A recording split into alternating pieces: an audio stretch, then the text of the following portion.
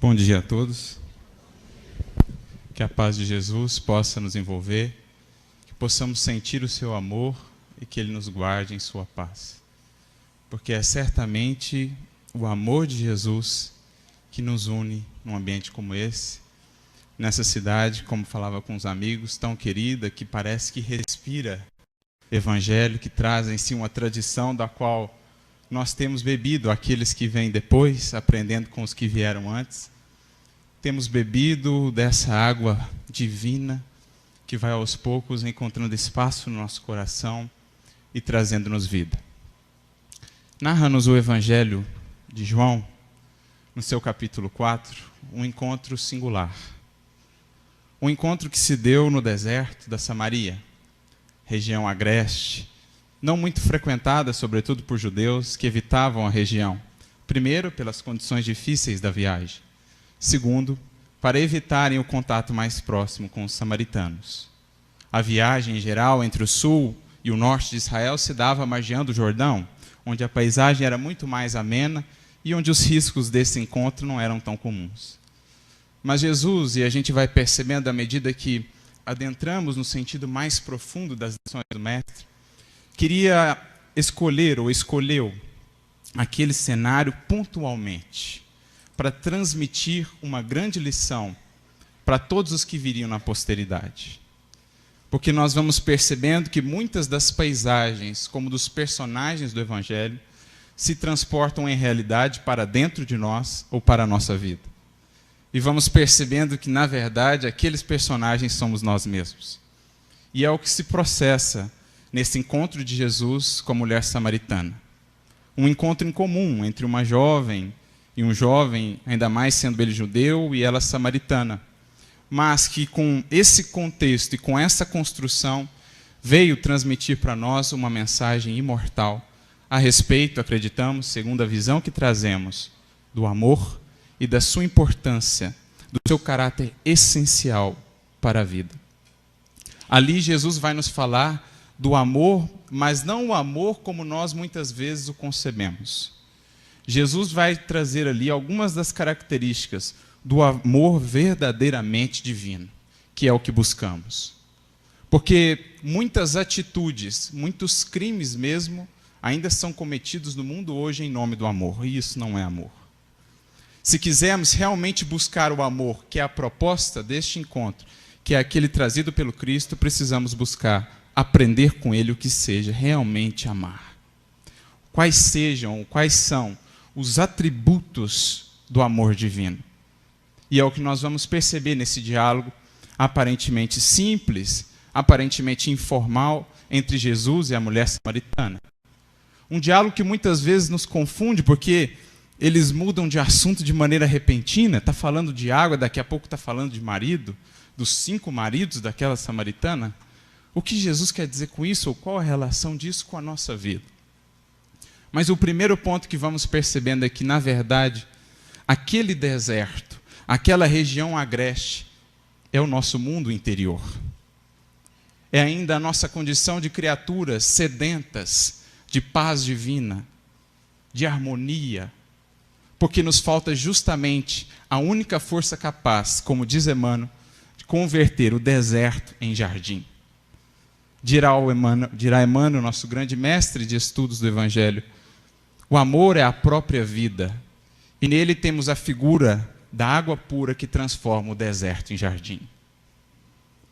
Naturalmente que Emmanuel, ao falar, ao usar essas expressões deserto e jardim, ele está jogando com toda a história bíblica, remontando lá aquele jardim, o Éden, que representa aquela condição da criatura unida ao Criador e, portanto, com vida abundante, repleta de vida, o jardim onde a própria presença divina estava e que nós, enquanto criaturas, temos de, pelo trabalho, conquistar novamente o merecimento de nele estar.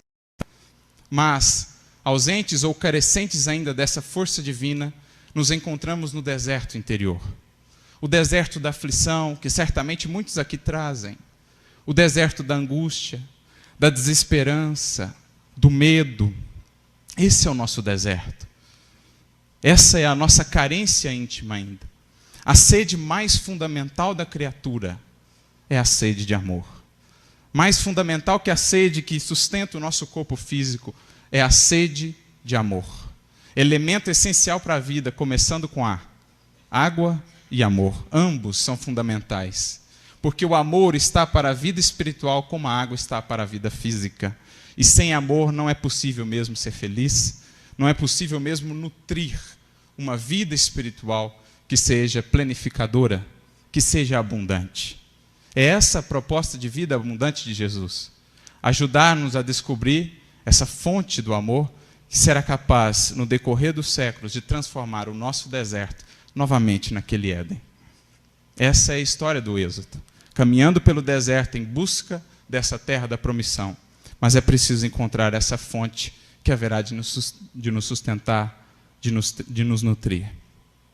Então, o primeiro ponto que a gente já percebe é que aquela samaritana é, na verdade, o símbolo de nós outros. Almas ainda desconectadas desse amor divino e, portanto, sedentas.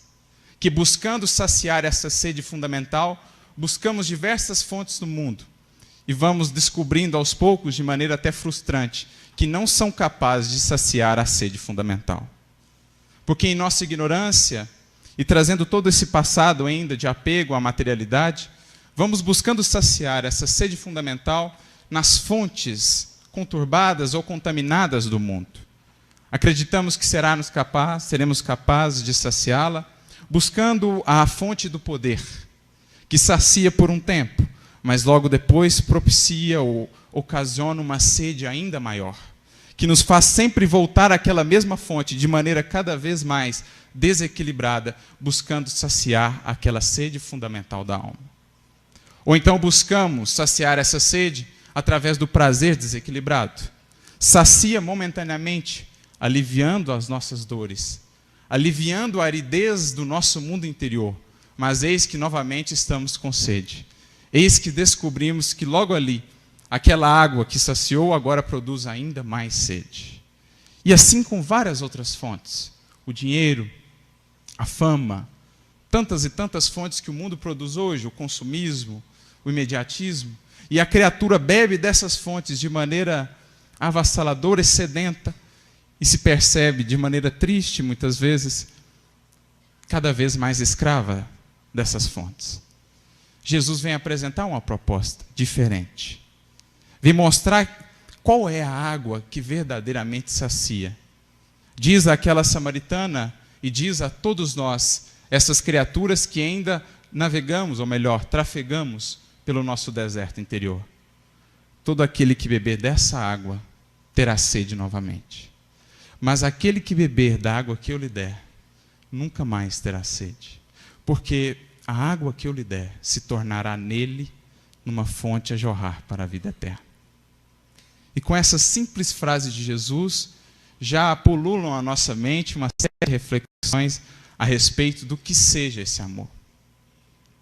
Porque é interessante perceber que Jesus vai dar a chave, no próprio contexto da passagem, de como é possível encontrar essa fonte, ou de onde ela nasce.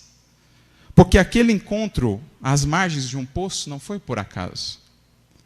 Aquele encontro, na tradição bíblica, representa algo que está para acontecer.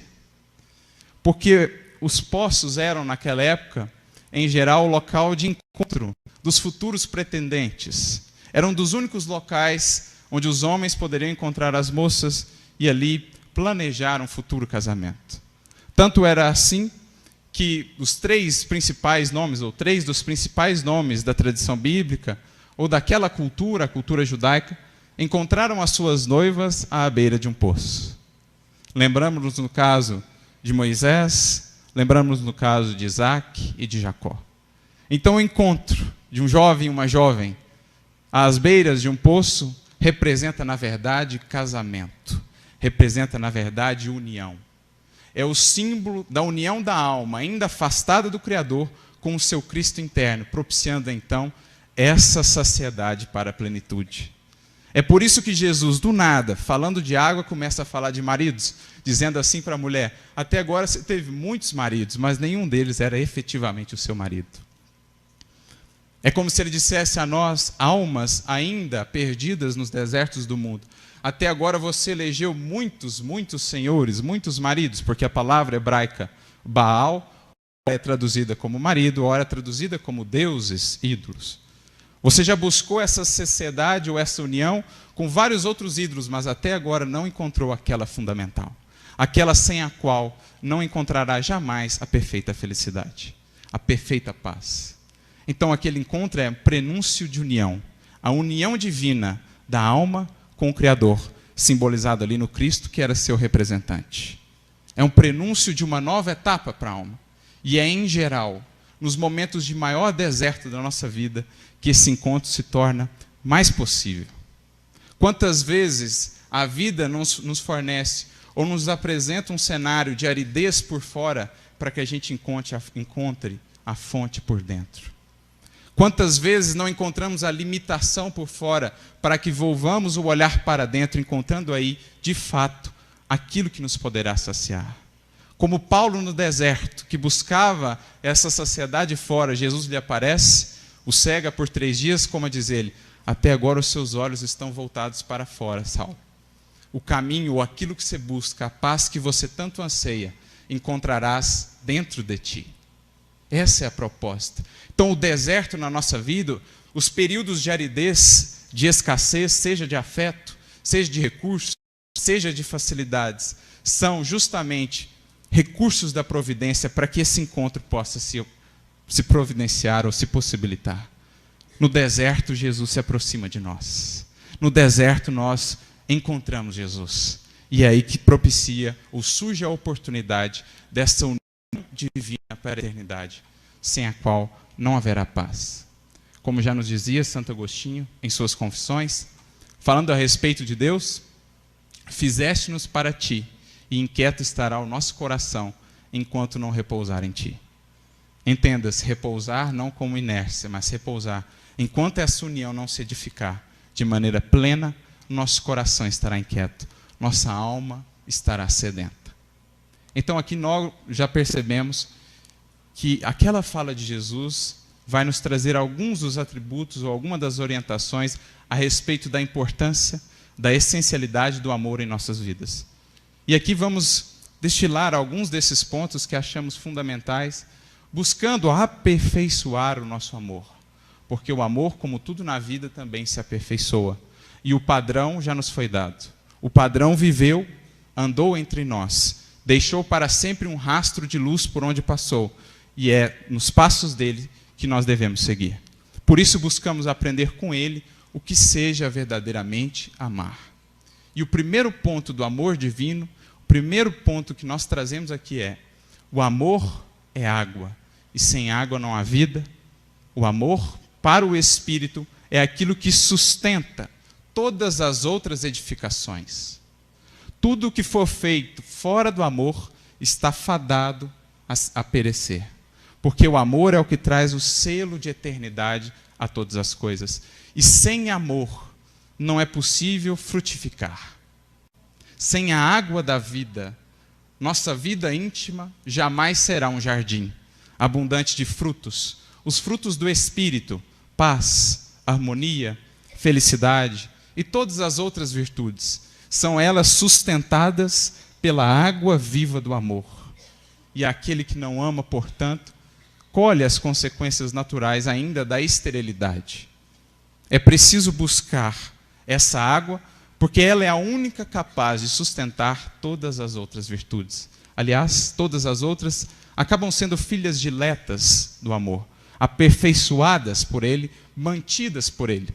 A humildade, o perdão, a misericórdia, todas derivam dessa força, que é a força da própria vida, que é a força do próprio Criador em nós. Então essa é a primeira lição. A essencialidade do amor para uma vida espiritual feliz. Qualquer caminho espiritual que se afaste do amor ou que crie barreiras para o amor, estará se afastando da proposta central. Estará se afastando da legítima integração com Deus. Afinal de contas, a melhor definição que já se deu de Deus, Deus é amor, é justamente isso. Como alcançar essa comunhão ou essa integração com ele se fugimos ao central, ao essencial? Então esse é o primeiro ponto. amor é vida. Amor está para o espírito como água está para a matéria. Mas um outro segundo ponto que logo percebemos com Jesus. O amor que sacia de fato não é o amor do poço, mas o amor da fonte. Não é o amor parado, não é algo que esteja estagnado. Não é um objeto, não é uma pessoa. Claro, é sempre muito bom receber o amor de alguém. Mas o amor que verdadeiramente sacia é o amor fonte, não o amor poço. Porque é aquele que está no movimento da vida. É aquele que aprendeu o grande segredo da criação inteira, que a doação é a base de tudo. O partilhar é a base de tudo. Simplesmente porque o nosso Pai é o eterno doador. E quanto mais aprendemos essa ideia, quanto mais interiorizamos essa compreensão de que amor é amor fonte, ou amor doação, mais nos aproximamos da natureza divina, mais acessamos o que há de divino em nós. E vamos descobrindo o grande segredo da vida. Porque enquanto a nossa sociedade for buscar em poços que estão fora de nós, um dia esse poço pode secar. Um dia essa água pode faltar. Mas no dia que você descobrir que a fonte está em você, nunca mais faltará. No dia que você descobrir, como Jesus fala a ela e a todos nós, que a fonte ou aquilo que sacia a criatura é essa fonte que brota de dentro dela, nunca mais faltará água, nunca mais faltará algo que nos sustente a saciedade. E é o que Jesus vem fazer. A partir da água que recebemos dele, ou seja, do gostinho do amor que nós sentimos dele, nós vamos percebendo que nós podemos também conquistar isso. Que essa fonte está também em nós em potencial. Então Jesus vai dizer, amor é fonte, não poço. Sabe aquela fonte? Sabe aquela sensação, como nós dizemos aqui em Minas, quando você está perto de um corguinho, aquela sensação de frescor, aquela sensação agradável de vida, de esperança que a água traz? Você pode imaginar num deserto o que representa a água? Se não tudo isso, a água é sinônimo de vida, de esperança, de felicidade, de futuro, de tudo. É essa sensação, a do amor que o Cristo propõe. A do amor da fonte, que sai de si e vai em direção ao próximo, e nisso descobre a felicidade da vida. Não no aguardar, não no buscar aquelas fontes já estabelecidas por nós como objetos, coisas que nos farão felizes. Não é isso. É o movimento da vida. É sintonizar-se com a natureza de Deus, que é a da eterna doação. Isso é amor segundo Cristo. A característica da doação.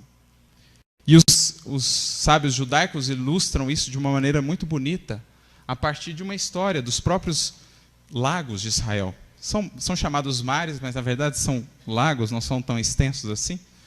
Mas eles faziam uma comparação, o que é característico já daquelas almas que já alcançaram degraus superiores de visão e conseguem enxergar a lei divina na própria natureza, que conseguem ler no livro da natureza o próprio Evangelho. Então os sábios ficaram interessados no caso dos dois mares, porque os mesmos mares, o mar Morto ao sul e o mar da Galileia ao norte, são alimentados pelo mesmo rio, o Rio Jordão, que nasce nas colinas do Monte Hermon ao norte. Mas os dois mares são completamente diferentes. O mar da Galileia, é abundante de vida, de espécies, de fartura. Por outro lado, o mar Morto, como o próprio nome já o diz, era morto, estéril. Então os sábios se perguntavam o porquê da diferença. E um deles, pertinaz, com esse olhar já profundo, diz: não, a diferença, sabe onde ela está? O mar da Galileia recebe as águas do Jordão ao norte, mas as libera ao sul, permitindo que sigam o seu caminho pelo deserto, levando vida e esperança por onde passa. Ao passo que o mar Morto recebe as águas do Jordão e as fecha em si mesmo. Um recebe e doa. Um se torna um canal livre para o fluxo do amor. O outro recebe e retém. Assim também nós. Na medida em que nos dispomos a receber e dar vazão a esse fluxo, indo em direção ao próximo, e deixando essa marca de vida e esperança por onde passamos, somos vivos. somos abundantes, somos felizes. Recebemos do Jordão do alto e deixamos ele fluir através de nós. E nesse fluxo, ele leva todas as infelicidades, todas as tristezas, todas as mágoas consigo. Mas aquele que recebe tanto da vida, e é tanto que a gente recebe todos os dias, se a gente fizesse uma conta por base, só o ar que nós recebemos, só a luz do sol, só o poder estar aqui hoje, e quanto mais. Mas muitas vezes nos fechamos, nos cristalizamos como o mar morto e impedimos esse fluxo da vida. A consequência, a esterilidade, a infelicidade, a tristeza de quem ainda não aprendeu que o grande segredo da vida é sair de si em direção ao próximo. É partilhar da natureza divina, doando de si mesmo para o benefício de todos e, com isso, construindo também para si a felicidade. É mais ou menos o que Jesus diz a Maria Madalena no seu diálogo. Ela que tinha todas as facilidades do mundo, usufruía de todos os prazeres, tinha homens poderosos a seus pés, tinha uma mansão, recursos financeiros, e, no entanto, encontrava-se ainda angustiada. Passava por aquele deserto, sua alma estava sedenta. Então ela ouve falar de um homem que apresentava uma proposta diferente, que acolhia as mulheres e todas as pessoas de maneira diferente, e que não estava apenas interessado no prazer. Ela, então, dá uma chance àquele homem, e vai buscá-lo. Chega dizendo-lhe: mestre, eu tenho amado, mas tenho sede. A minha alma tem sede. E Jesus lhe diz: de fato, a tua sede é real.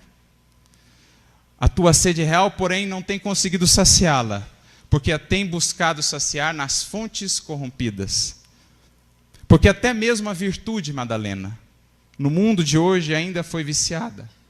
As criaturas buscam ser boas enquanto isso não lhes traga prejuízo. Buscam ser honestas enquanto isso não acarrete algum dano. Buscam amar apenas aqueles que lhe dizem respeito. Então, mesmo a fonte da virtude ainda é o caminho largo das multidões. Se quiseres de fato a água que sacia, é preciso buscar a senda estreita daqueles que renunciam a tudo para amar, até mesmo o reconhecimento, até mesmo a gratidão. Essa é a senda de poucos, mas essa é a senda que sacia. Essa é a única fonte capaz de saciar. Então ela pergunta para ele: mas mestre, só então o amor pelo sacrifício é capaz de saciar a sede da alma? Sim, Maria. Só o sacrifício contém o divino segredo da vida. Viver bem é saber imolar-se. Viver bem é saber consumir-se no trabalho ao próximo, sabendo que aquele que se coloca nessa posição será sempre cada vez mais sustentado para manter-se nessa posição, para doar cada vez mais, como o sol, por exemplo, que consome a si mesmo para nos dar luz e vida. Jesus é o sol espiritual, que segue consumindo a si mesmo para nos doar vida. E aqueles que partiram dessa natureza encontram o divino mistério da vida. Então esse é o segundo ponto, a respeito do amor segundo Cristo. O primeiro, o amor é água, o amor é fonte de vida. O amor é aquele único capaz de transformar nosso deserto em jardim. Segundo, o amor não é poço, não é algo que possamos prender, não é algo que possamos possuir, não é algo que esteja a nosso bel prazer em outras pessoas ou coisas. É algo que parte de nós, a partir da experiência com o Evangelho e, portanto, nos sacia. Um terceiro ponto também fundamental, pensando agora por esse viés ou por essa análise da fonte, o amor como fonte. A fonte jamais pergunta quem vem saciar-se. A fonte jamais impõe exigências para aquele que vem lhe buscar água. Assim é o amor com o Cristo. Não existem perguntas, não existem exigências, simplesmente doação. Porque o que nos cansa, ou o que nos impede realmente de fruir uma experiência mais profunda com o amor, são justamente as exigências que criamos para que ele possa fluir. Como diz o grande sábio Rumi, o nosso objetivo não é buscar o amor, mas sim encontrar todas as barreiras que criamos para ele dentro de nós. E cada exigência, cada pergunta que fazemos antes de doar, é uma exigência que impede o fluxo do amor. O amor do Cristo é o amor da fonte. Ela serve a todos, plantas, animais, bons, maus, justos e injustos. Ela simplesmente doa, porque o amor com Cristo é aquele que já reconheceu que toda imperfeição é de caráter transitório.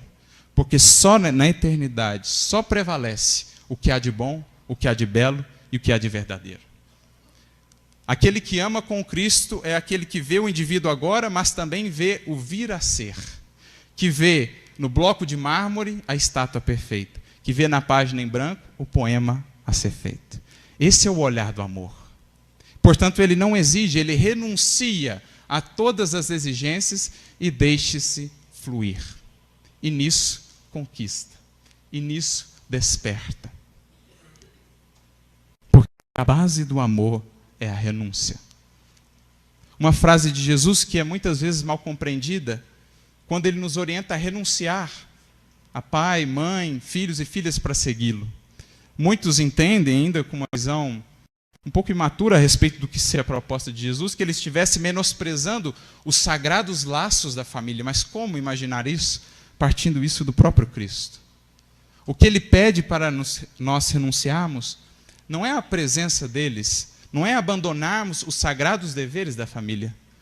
Quando Jesus pede que renunciemos, pai, mãe, filhos e filhas, ele pede que renunciemos à pretensão de mudá-los, que renunciemos à pretensão de que eles caminhem a par e passo conosco, de que renunciemos às exigências para ampará-los ou para amá-los. Renunciar a tudo que nos impeça o livre fluxo do amor. Isso é renunciar. É entender que o nosso dever é seguir avançando. Se as criaturas amadas ainda não se dispõem a avançar conosco, sigamos ainda assim, porque teremos mais e mais recursos para seguir-lhes amparando, de onde estivermos. Porque vamos percebendo que o amor não é algema, amor é laço. Laço extremamente flexível, mas que não pode ser rompido. Laço que supera a morte, que supera a distância, que supera todas as dificuldades, mas que segue sustentando a criatura amada, renunciando à pretensão de fazê-lo uma imagem de nós mesmos, do nosso ego. Porque muitas vezes o nosso amor nada mais é do que projeção de nós no outro. Renuncia, portanto. Tira as exigências. Ama apenas. Emmanuel vai dizer, no livro Vinha de Luz, capítulo 82, o exercício do verdadeiro amor não pode cansar o coração. Porque se está cansando, é porque ainda tem muita exigência. Porque ainda tem muita força a ser feita para superar. Mas na medida que vamos tirando todo esse peso das exigências, das cobranças, vai ficando leve. Vai ficando leve porque agora é só fluir. Agora é só doar. Então essa é a terceira característica do amor fonte. Não faz perguntas, apenas doa e para todos que passam ali, carecendo dessa força para dar um passo a mais, como já foi dito aqui, dar um passo a mais na senda do bem. Essa é outra característica fundamental. Uma quarta característica que vamos percebendo também por essa analogia da fonte. A fonte nunca revida aqueles que lhe atacam. Se alguém lhe taca uma pedra, ela simplesmente acolhe aquela pedra e segue o seu caminho. Assim o amor com Cristo. Na medida em que vamos ganhando cada vez mais dessa água, vamos nos tornando capazes de diluir nela todas as ofensas, todas as agressões e todas as dificuldades. Porque revidar seria descer ao mesmo plano e perder a oportunidade de dar um passo além, convidando o outro a dar também. Então, eu acolho, eu recebo aquilo, envolvo, embalo no amor, na compreensão e na misericórdia e sigo o meu caminho, certo de que terei todo o amparo para seguir avançando, ao passo que também deixo para com ele, a partir da postura, uma reflexão sobre as suas atitudes. É mais ou menos o que nós vamos percebendo na história de Paulo também. Porque Paulo não só navegava, ou não só cruzava o deserto em direção a Damasco. Paulo passava por um grande deserto interior. E Jesus vai pontuando na vida dele algumas dessas fontes, desse amor que aos poucos vai convidando Saulo ao despertar. E uma delas, talvez, particularmente para mim, ali nasceu o apóstolo Paulo, embora ainda resistisse por algum tempo à conversão, mas naquele dia em que ele estava diante de Estevão, junto à sua noiva Abigail, Estevão prestes a morrer por conta, o amando dele. Todo ferido, Estevão então contempla aquelas duas figuras à sua frente, a sua noiva querida, que ele havia buscado, estava buscando há tanto tempo, e aquele que era o seu perseguidor. Percebe então que estavam unidos pelos laços do amor. Então tem uma das fases mais belas, um dos momentos mais belos de todo o livro Paulo e Estevão, e creio, da vida de Paulo, porque isso marcou tão profundamente ele que ele nunca mais esqueceu Estevão. Aliás, tudo que ele fez, o fez em boa parte graças a Estevão. Então ele volta-se para ambos e diz assim: Abigail, eu não vejo no teu noivo um inimigo, mas um irmão. Saulo deve ser muito generoso e bom, defendeu Moisés até o fim. Imagina quando ele conhecer Jesus Cristo. Que coração resiste a isso? Pode resistir assim, cambaleante por um tempo, mas não tem jeito. Uma hora cede. Uma hora cede.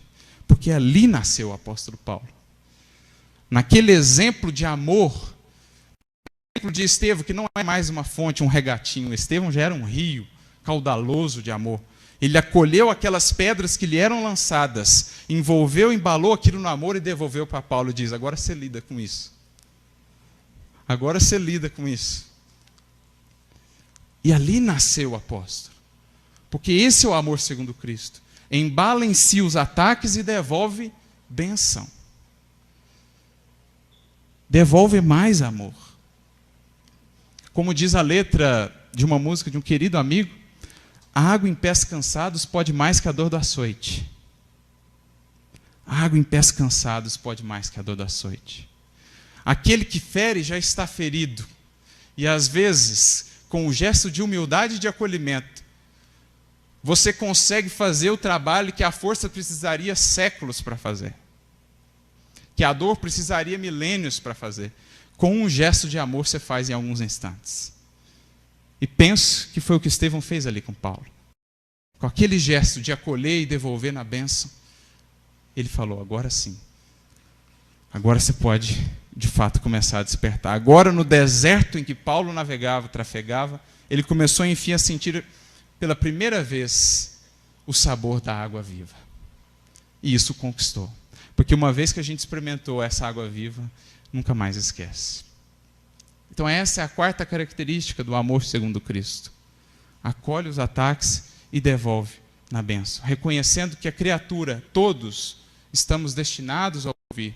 Todos estamos destinados à evolução. E que aquelas imperfeições e limitações têm caráter bastante transitório. Um quinto ponto, também a respeito do amor segundo Cristo. Com uma fonte, o que a gente aprende com uma fonte? Aprende a contornar todos os obstáculos.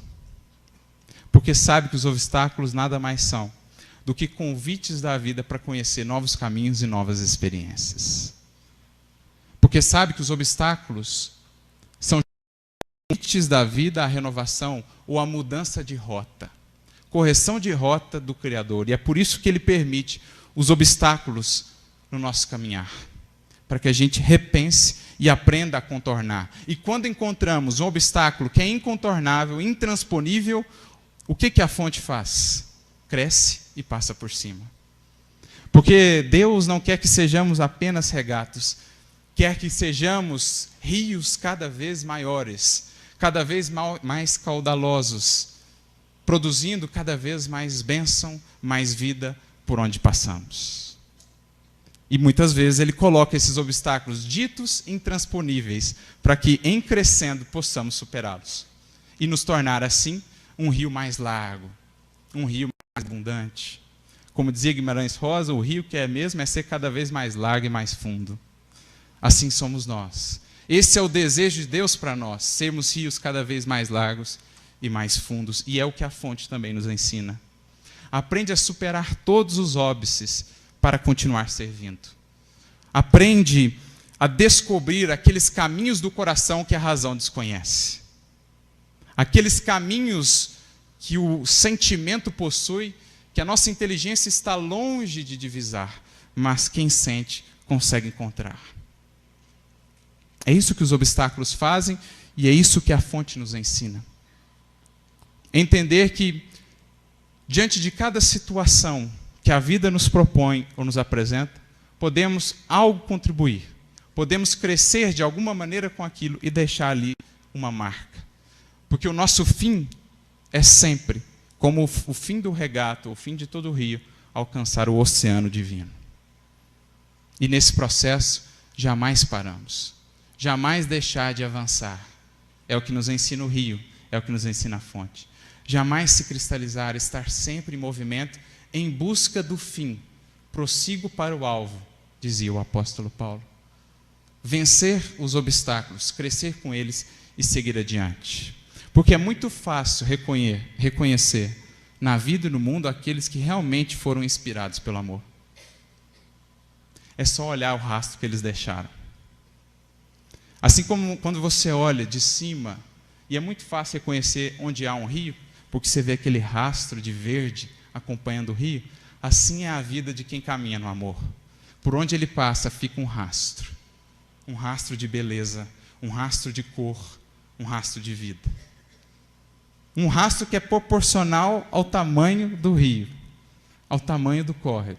Nós ainda córregozinhos, mas vamos pensar no rastro que deixaram aqueles que já eram rios. Que rastro Francisco Cândido Xavier deixou? Quanta vida esse homem alimentou e tem alimentado com o seu trabalho, o seu sacrifício e a sua doação? Qual foi o rastro que Madre Teresa deixou? Qual foi o rastro que Martin Luther King deixou? Qual foi o rastro que Jesus deixou? Então é muito fácil reconhecer quem caminha no amor. É só olhar para as pegadas, é só olhar para o ambiente ou para aquilo que ele deixou por onde passou. Felicidade, gratidão, esperança, harmonia. E é o que nós precisamos. Reconhecer a importância desse rastro, desse legado, o único legado que realmente tem valor na vida. É o legado da felicidade que criamos. É o legado das benesses que produzimos, do progresso que alimentamos e sustentamos. Crescendo sempre e cada vez mais, com as oportunidades e os obstáculos que a vida nos traz. Essa é outra característica do amor segundo Cristo. Vence e supera todos os obstáculos, porque tem lhe secundando, lhe amparando a maior força da vida, a força do próprio Criador. E outra característica, que me recordo também por essa analogia da fonte, a respeito do amor segundo Cristo.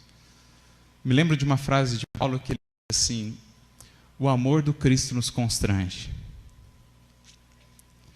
O amor do Cristo nos constrange porque, uma vez que a gente realmente experiencia esse amor, nós não conseguimos mais ficar parados. Não dá mais para permanecer no mesmo ponto, na mesma estagnação, depois que você experimenta esse amor. Porque esse amor te desperta para os deveres fundamentais da vida. Esse amor, ele te impele ao progresso. Ele te impele a sair de si, por isso te constrange a deixar as zonas de acomodação e ir para o mundo e para a vida. E quanto mais resistimos a isso, mais sofremos. Mas quando de fato não mais resistimos aos aguilhões e cedemos, aí começamos a experienciar a grandeza do amor divino. O que foi que aconteceu com Paulo? Deixa a zona de acomodação, deixa de resistir, porque a mudança em si não é dolorosa, mas a resistência à mudança é. E o amor do Cristo vem justamente nos constranger e nos despertar para o dever. Dever que cada um de nós tem, primeiro, para com nós mesmos, para com a nossa evolução. Segundo, para com a família, para aqueles mais próximos dos próximos. Terceiro, para com a humanidade. Quarto, para com a criação, para a natureza, para os outros reinos. O amor do Cristo nos impele, portanto, a esse dever, ao cumprimento da parte da criação divina, na grande sinfonia universal da qual cada um de nós somos notas. Sinfonia esta que não estará completa enquanto todos nós não vibrarmos em perfeita harmonia. E é o que o amor faz. A partir do despertar para o dever, constrói ou sustenta a ordem. E a ordem patrocina o progresso individual e coletivo. O que me faz lembrar, meditando também sobre esses momentos difíceis da nossa nação, o que me faz lembrar da nossa bandeira: ordem e progresso. Porque muitas vezes nos esquecemos a frase original da qual derivou-se essa construção. Uma frase do positivismo, que talvez, creio, seja fundamental para nos lembrarmos agora, enquanto brasileiros, se quisermos de fato alcançar a ordem e o progresso. A frase é: o amor por princípio, a ordem por meio e o progresso por fim. Esse é o lema da nossa nação, mas parece que nos esquecemos do princípio. Quem sabe o que nos falta não seja justamente começar pelo princípio. Porque esse amor que nos constrange, que nos leva, cada um de nós, a tomar a nossa parte, o dever que nos compete nessa grande sinfonia, gerando a ordem, a harmonia e, por fim, o progresso como resultado. Isso é outra característica do amor segundo Cristo. Ele patrocina o progresso. Assim como aquele regato que vai crescendo, tomando forma, vai se tornando um rio caudaloso, propicia as trocas, a integração entre os diversos estados, entre os diversos povos. Esse rio que alimenta as usinas que proporcionam energia para que o progresso se realize, assim também o amor divino, quanto mais ele patrocina o progresso em sentido espiritual. Porque esses grandes missionários que impulsionaram a humanidade para diante nada mais eram do que esses rios caudalosos que vêm nos levar adiante na senda da evolução. O Cristo, o principal deles. Esse amor nos ensina que, mesmo das quedas, é possível nascer ou é possível surgir um grande crescimento e um grande progresso. Porque, afinal de contas, são as quedas d'água que nos propiciam, muitas das vezes, a energia de que utilizamos. Assim também na nossa vida, as quedas, muitas vezes, são grandes impulsos de progresso. Já dizia o apóstolo Paulo, que de uma queda tornou-se o que se tornou. Assim também na nossa vida. Quando a gente vai ali na Serra da Canastra e vê o velho Chico nascendo daquele tamanhozinho, daquela dimensão, um regatinho, e você pensar, o nome dele tinha que ser Francisco de Assis mesmo. Porque o que esse rio vira depois, e quantos corações ele não sustenta, quantos estados ele não alimenta, a partir desse seu fluxo, a partir desse seu caminhar. Assim também é o amor segundo Cristo, cresce cada vez mais, patrocinando por onde passa o progresso e a evolução. Então essas são algumas das características desse amor que Jesus vem nos ensinar. Amor é água, amor é vida, amor é fonte, não poço. O amor não pergunta, não exige. O amor não revida, acolhe. O amor alimenta ou patrocina o progresso. Isso é amor segundo Cristo. É encontrar a alegria não só no receber, mas principalmente no doar. E é o que todos aqueles que se dispõem a segui-lo vão aos poucos aprendendo. A entrar nessa trilha ou nesse caminhar com Jesus, que nos constrange a deixar as zonas de acomodação e ir para o mundo cumprir o nosso papel. Descobrir em nós essa fonte que pode, desde já, começar a jorrar. Mas para isso é preciso cavar. É preciso mergulhar muito lá dentro para encontrar essa fonte jorrando. E é o que o Evangelho vai nos fazer, e é o que Jesus nos propõe. Tomarmos definitivamente esse caminho do amor. Porque, como diz um grande santo da Igreja Católica, São João da Cruz, a alma que caminha no amor nem descansa, nem se cansa.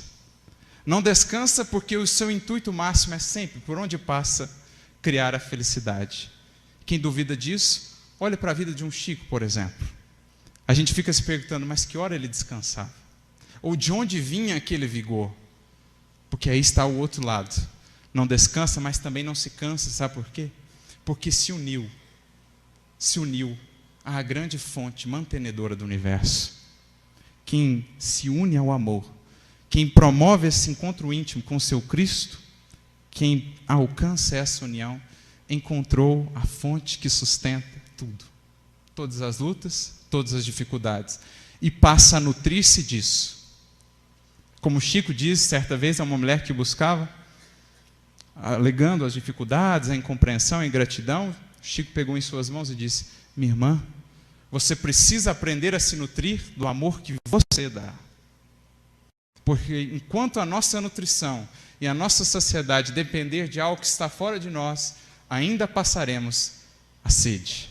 Mas no dia que encontrarmos em nós, não mais faltará. E é com esse intuito, com esse objetivo de cada um de nós buscarmos adentrar definitivamente nesse caminho do amor, que gostaria aqui de ler uma mensagem de Humberto de Campos, que se encontra no livro Contos e Apólogos, e ela vai se chamar justamente No Caminho do Amor, que vai ilustrar um pouco para nós o que é essa experiência com o amor do Cristo. O que é, o que foi, continua sendo esse ser, a própria encarnação do amor, que esteve aqui conosco, caminhou entre nós, nos ensinando o que é amar. Conta-se que em Jerusalém, nos arredores do templo, uma mulher adornada encontrou um nazareno, de olhos fascinantes e lúcidos, de cabelos delicados e melancólico sorriso, e fixou-o estranhamente. Arrebatada na onda de simpatia, a irradiar-se dele, corrigiu as dobras da túnica muito alva, colocou no olhar indizível expressão de doçura e, deixando perceber nos meneios do corpo frágil a visível paixão que a possuíra de súbito, abeirou-se do desconhecido e falou ciciante: jovem, as flores de Séforis encheram-me a ânfora do coração com deliciosos perfumes. Tenho felicidade ao teu dispor em minha loja de essências finas.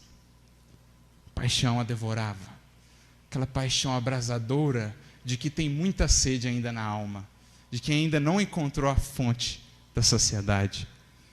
Indicou extensa vila, cercada de rosas, à sombra de arvoreda acolhedora, e ajuntou inúmeros peregrinos cansados, e buscam procura do repouso que reconforta. Em minha primavera juvenil, encontram o prazer que representa a coroa da vida. Então, para ela, o prazer era a coroa da vida. É que o lírio do vale não tem a carícia dos meus braços, e a romã saborosa não possui o mel dos meus lábios. Vem e vê. Dar-te-ei leite macio, tapetes dourados e vinho capitoso. Acariciar-te-ei a fronte abatida e curar-te-ei o cansaço da viagem longa. Descansarás teus pés em água de nardo e ouvirás, feliz, as harpas e os alaúdes do meu jardim. Tenho a meu serviço músicos e dançarinas, exercitados em palácios ilustres. Mas o jovem permanecia silencioso, apenas a olhava. Ante a incompreensível mudez do viajor, tornou súplice, depois de leve pausa: jovem, por que não respondes? Descobri em teus olhos diferente chama, e assim procedo por amar-te. Descobri em teus olhos diferente chama, e assim procedo por amar-te. Tenho sede de afeição que me complete a vida. Atende, atende. Por mais que ela estivesse vinculada a todos aqueles prazeres, a sede ainda a devorava. Ele parecia não perceber a vibração febril com que semelhantes palavras eram proferidas. E notando-lhe a expressão fisionômica indefinível, a vendedora de essências acrescentou um tanto agastada: não foi atendida? Não virás? Constrangido por aquele olhar esfogueado, o forasteiro apenas murmurou: agora não. Depois, no entanto, quem sabe? Agora não. Depois, no entanto, quem sabe? O tempo passou. O mestre seguiu com a sua missão. E certo dia, transcorridos 2 anos, quando Jesus curava paralíticos próximo ao tanque de Betesda. Uma mulher, uma idosa, o procura, precisando de ajuda. Jesus a segue. Num pardieiro denegrido, um corpo chagado exalava gemidos angustiosos. A disputada mercadora de aromas ali se encontrava, carcomida de úlceras, de pele enegrecida e rosto disforme. Feridas sanguinolentas pontilhavam-lhe a carne, agora semelhante ao esterco da terra. Exceção dos olhos profundos e indagadores, nada mais lhe restava da feminilidade antiga. Era uma sombra leprosa de que ninguém ousava aproximar. Então agora ela não tinha mais nada a oferecer a Jesus. E agora que Jesus vem em sua busca. Fitou o mestre e reconheceu. Era o mesmo mancebo nazareno, de porte sublime e atraente expressão. O Cristo estendeu-lhe os braços, tocado de intraduzível ternura, e convidou: venha a mim, tu que sofres, porque na casa de meu Pai nunca se acabam as esperanças. A interpelada quis recuar, conturbada de assombro, mas não conseguiu mover os próprios dedos, vencida de dor. O mestre, porém, transbordando compaixão, a fonte, transbordando compaixão, prosternou-se fraternal e conchegou-a de manso. A infeliz reuniu todas as forças que lhe sobravam e perguntou, em voz reticenciosa e dorida: tu, o Messias Nazareno, o profeta que cura, reanima e alivia?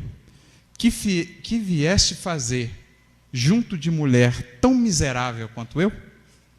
Ele, contudo, sorriu benevolente, retrucando apenas: agora sim, venho em teus olhos diferente chama, e assim procedo por amar-te.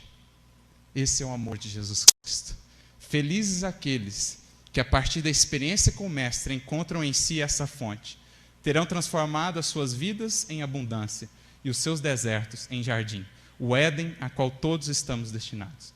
Que Jesus abençoe a todos, muita luz e muita paz.